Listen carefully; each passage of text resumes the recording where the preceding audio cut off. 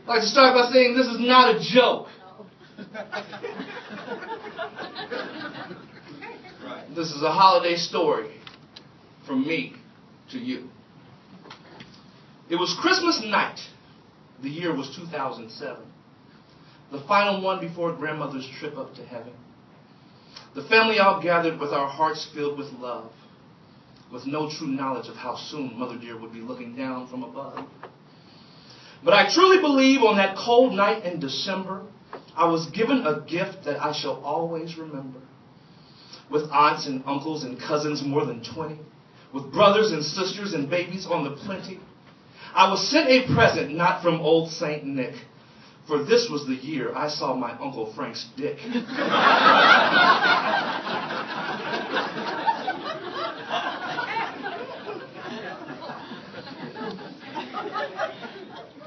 Now, I know a story like this is not usually told with a smile, but this is the story I think of when I haven't smiled in a while. The holiday had started just the same as many others, with ham and rolls and cakes baked by mothers. It was one of those days I will never forget, and the greatest gift of all had not been given yet. So we were wrapped up our normal routine. The children were playing, the dishes were being cleaned. Stomachs were filled with food and good times. We adjourned to the living room to reflect and unwind. When in walked Uncle Frank. A man who's always a bit braggadocious. And every new gadget he simply must show us. A few in the room showed him any anticipation when Unc stepped in the room with pics from his Thanksgiving vacation. And to show off his new digital device, an early present he received from his beautiful wife. A new HD camera he wanted all to see, plugging wires into Grandmama's TV.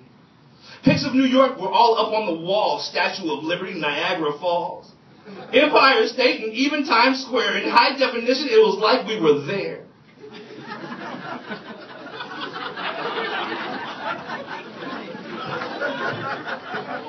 And then it happened. We got to picture number 24. I'm not sure how many were left, but I assume many more.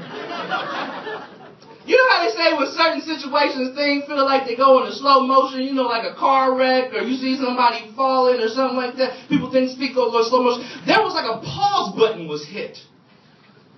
And there we were staring at Uncle Frank's dick. Am I seeing what I think I see? Does anyone else see this shit but me? Can I actually be looking at Uncle Frank balls on Christmas Day on Grandmama's wall?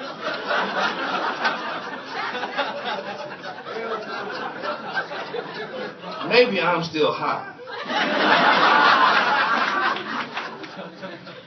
But I haven't smoked in like 4 hours and I ate so much pie. I can't possibly still be stoned. I was pulled back into reality by Uncle Frank's groan. And off of the floor he rose with a clatter, yanking out wires, trying to divert a disaster. But it was too late. We had all seen it. On a 50-inch in HD was Uncle Frank's penis. Oh, the horror that came across his face as the laughter began to erupt throughout the place. I cannot lie, it started with me. I was laughing so hard I almost started to pee. But this was Uncle Frank's big night. There he was in all of his glory, the reason why you all get to hear this story. I gazed across the room to see who had seen as much as I did, and who else would be burdened with this memory never to be rid. To my left, my mother, his sister, oh my. I knew she had an eyeful because her hands reached to the sky as to ask God Almighty to take away her eyes.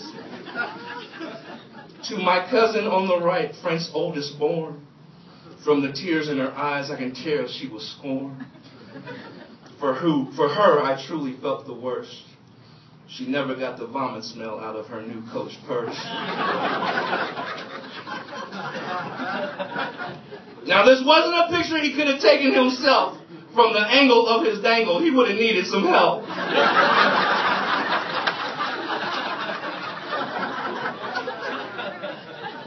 And that's when I caught eyes with who must have been the director of this shoot when Uncle Frank's wife, my aunt, had been rendered a mute. Now I know there's a part of her that wanted to run and hide, but as a good wife, she knew she must stay by Frank's side. Like she did when she took that nasty fucking picture in the first place.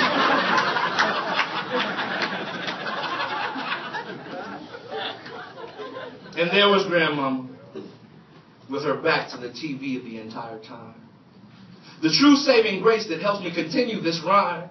I would have hated for a last memory of Christmas on earth to be Uncle Frank's pee-pee, its length and lack of girth.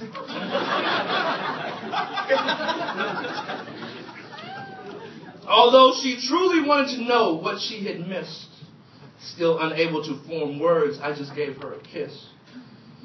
Now knowing the proper time to leave has always been my motto. And since Dick on the wall is a hard act to follow, I headed to the closet to grab my winter coat when I heard my auntie's voice beg, "Justin, please, don't make this a joke."